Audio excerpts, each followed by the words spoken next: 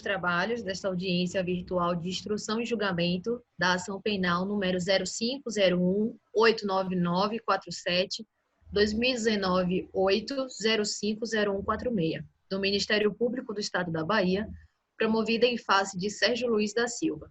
A vítima não será ouvida aqui hoje, pois trata-se de uma menor e o seu estudo social sobre os fatos já foi elaborado por um assistente social. Doutora Ana, observei que no rol de testemunhas, 3 delas não compareceram: a Frane Barreto dos Santos, o soldado PM Nilson da Silva Souza e a soldado PM Cássia da Silva Andrade. A senhora vai insistir no intuitivo dessas testemunhas? Não, dispensa. A defensoria concorda com a dispensa? Sim.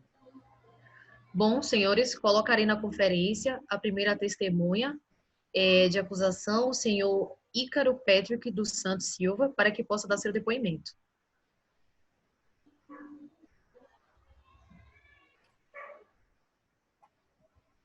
Boa tarde. Boa. Senhor Ícaro, informo que está aqui para ser ouvido na condição de testemunha dos fatos que estão sendo imputados ao senhor Sérgio, certo? Certo.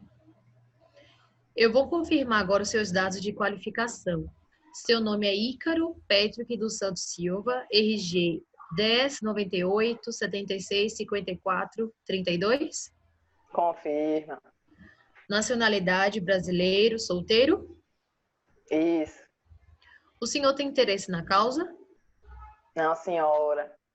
É conhecido ou inimigo de alguma das partes? Não, senhora. Neste momento, eu vou tomar o compromisso do senhor de dizer a verdade acerca de tudo que lhe for perguntado sob a pena de incorrer no crime de falso testemunho, ok? Ok. Então, testemunha compromissada, passo a palavra para a acusação para que possa fazer suas perguntas. Senhor Ícaro, na noite do dia 14 de outubro de 2019, o senhor, junto com outro rapaz, por volta das 20 horas, viu a luz de um celular e se aproximaram e perceberam a diferença entre duas pessoas que estavam abraçadas em um local escuro. E uma delas, segundo o depoimento, gritava. Por que a infante gritava? Eu quero minha mãe. Socorro! Então, após a aproximação dos senhores, antes do acusado perceber a presença do senhor, qual foi o ato realizado por ele?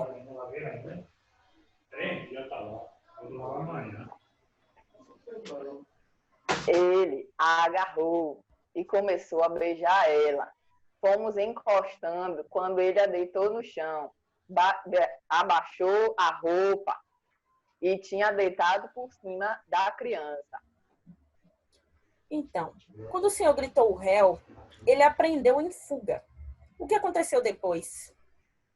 Ele se assustou. Então, ele se levantou, saímos correndo atrás dele.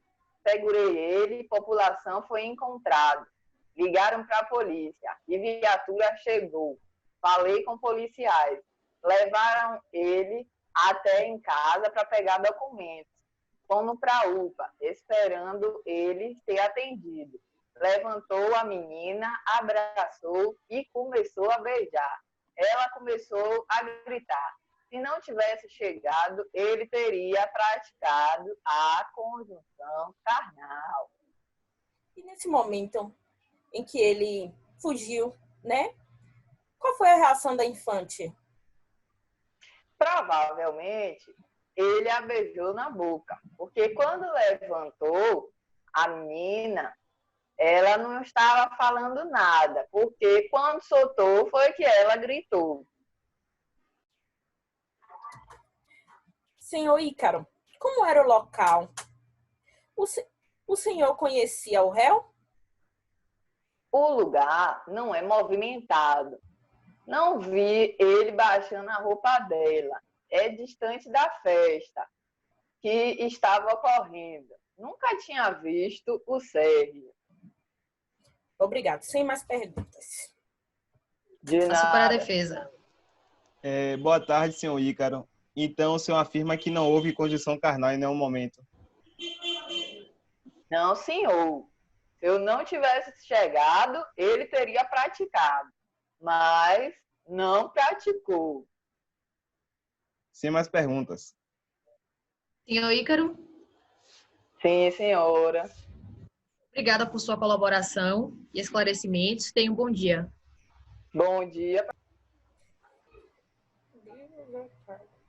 Bem, em seguimento, senhores, convocarei a segunda testemunha de acusação, o senhor Sargento PM José. Boa tarde.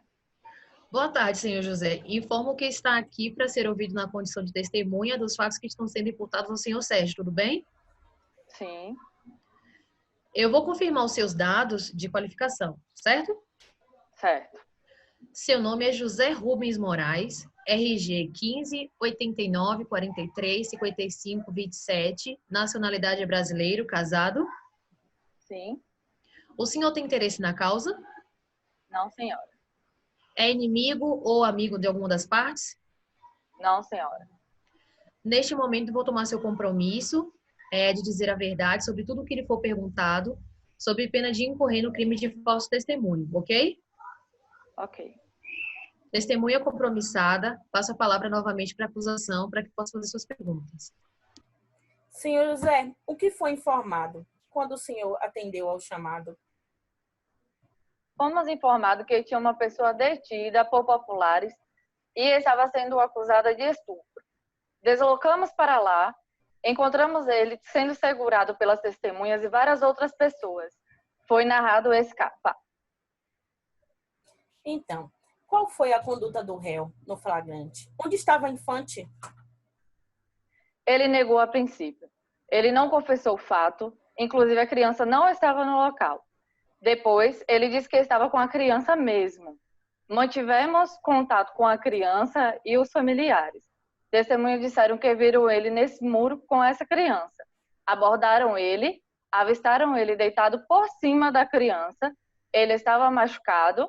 Ele nos levou na casa da mãe da criança. A princípio, ele dizia que não existia a menina, porque ele percebia que a criança não estava na casa. Depois, ele percebeu que a gente estava sabendo. Fomos ao local onde ele foi encontrado. Na região não tinha circulação de pessoas. Obrigado. Sem mais perguntas. Muito bem. Muito bem. Agora passo a palavra para a defesa do senhor Sérgio. Boa tarde. Boa tarde. A parte de não haver a conjunção carnal, por circunstâncias alheias à vontade do indivíduo, é apenas uma presunção? Não, porque ouvimos as denúncias de pessoas que estavam no local do ocorrido. E como pode não haver interesse por parte do senhor, se o senhor indignou-se com o fato? Eu não tenho interesse, mas fiquei indignado por ser uma criança e qualquer um ficaria. Com base no que acabou de falar a testemunha, a defesa pede para que seja desconsiderado o depoimento do policial. Com base na apelação número 135.747, está aqui em São Paulo, que diz: por mais idôneo que seja o policial, por mais honesto e correto, se participou da diligência, servir de testemunha, no fundo está procurando legitimar a sua própria conduta, o que juridicamente não é admissível. A legitimidade dos tais depoimentos surge, pois, com a corroboração por testemunhas estranhas aos quadros policiais. E também a defesa requer a absolvição do réu com base no artigo 386 do Código Penal, que diz que o juiz absolverá o réu, mencionando a causa na parte dispositiva, desde que reconheça que não foi produzida provas suficientes. Muito bem. Pedido deferido, que conste nos autos a retirada do mencionado depoimento do senhor José. Sem perguntas da juíza, senhor José Rubens, obrigada por sua colaboração e esclarecimentos. Tenha um bom dia. Bom dia. Sem mais delongas, encerrando esse ato, vamos ao interrogatório do acusado. Inicialmente, irei ler a denúncia para que ele possa ter total conhecimento do seu teor, certo? Então, vejamos.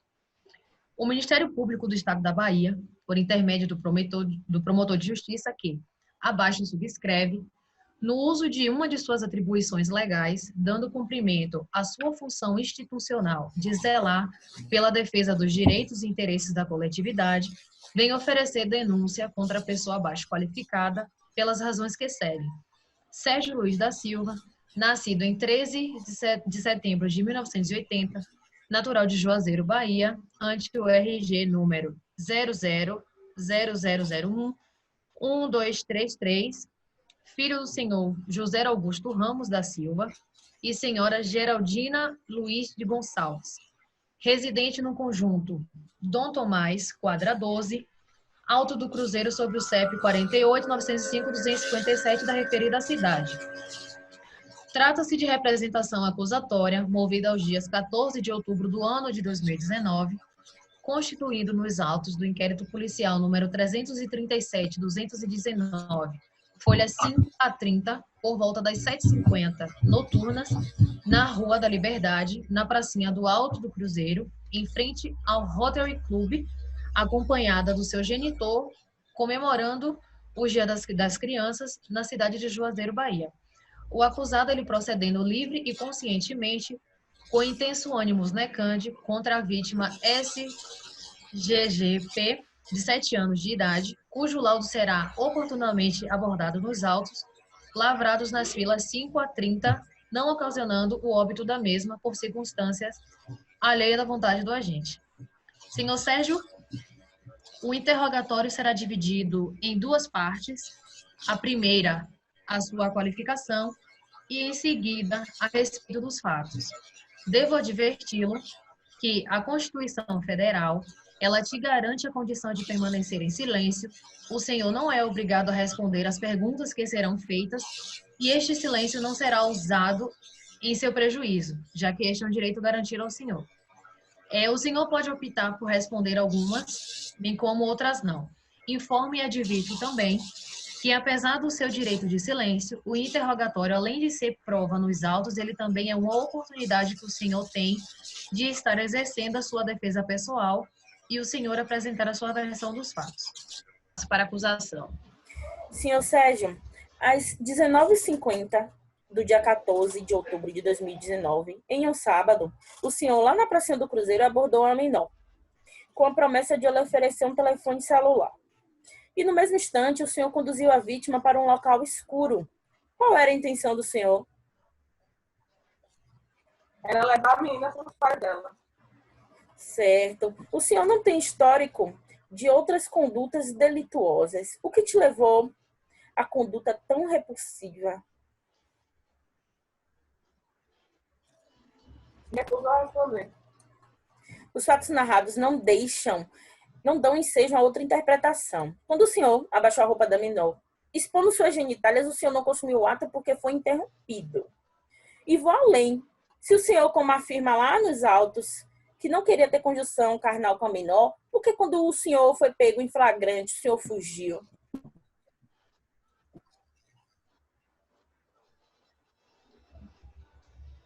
Porque eu fiquei com medo. O senhor planejou o crime? Não. Obrigada. Sem mais perguntas. Passo para a defesa do senhor Sérgio.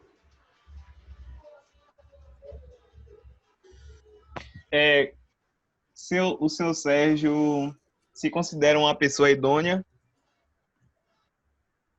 Sim. O senhor pode repetir, por favor? Sim, eu me considero uma pessoa idônea. O senhor só fugiu do local com medo da reação dos populares e temendo uma agressão e temendo a própria vida, correto? Correto. Sem mais perguntas. Senhor Sérgio, há algo mais que o senhor queira apresentar à sua defesa? A oportunidade é agora. Não. Antes de encerrar a fase de instrução, mediante o artigo 412 do Código de Processo Penal, gostaria de perguntar às partes se há alguma diligência, algum requerimento que os senhores gostariam de fazer ou algum ponto que ainda precisa ser esclarecido. Acusação? Não. Defesa? Não. Então, com base no artigo 403, Vamos passar para as alegações orais. Primeiramente, com a palavra acusação, a senhora tem 20 minutos, podendo ser prorrogado em mais 10. Com a palavra, então, a doutora Ana. O pedido da Defensoria não pode ser acatado para desconsideração para o artigo 65 da Lei de Contravenções Penais, pois, de acordo com o laudo médico da vulnerável, houve a agressão psicológica e a ação do réu foi imediata e a conduta descrita no artigo 217-A do Código Penal foi consumada ao agarrar e beijar a bochecha da menor. O mesmo para a defesa, com a palavra, doutor Leanderson. A afirmação da promotoria é um grande equívoco, porque o artigo 217-A do Código Penal fala que para ser consumado o delito precisa haver condição carnal, que é bem objetivo. E a fala da promotoria deixa clara a precipitação, quando a todo momento cita que a acusação se baseia em fatos narrados, sem dizer por quem esses fatos são narrados e sem mostrar prova concreta alguma do delito, do suposto delito. Sem mais. Doutora Ana, mais alguma coisa? Sim, o crime ele foi planejado. O acusado ele cogitou, preparou e iniciou a execução, aproveitando-se de um momento de descontração e distração para conduzir a vítima à emboscada, que obviamente foi facilitada pela vítima não ter capacidade defensiva, sujeitando a vítima a maior debilidade e grave sofrimento físico e psicológico. Valendo ressaltar que o STJ já decidiu que a prática de atos libidinosos diversos da conjunção carnal são suficientes para caracterizar o estupro de vulnerável na sua forma consumada. Para tanto, o pedido da defesa é incabível. A defesa tem algo para pronunciar? Não. Ok, então, apresentadas as alegações finais, eu peço que os autos me venham conclusos para que eu possa proferir a sentença. Sem mais, encerro esta audiência e agradeço a todos os presentes. Muito obrigada.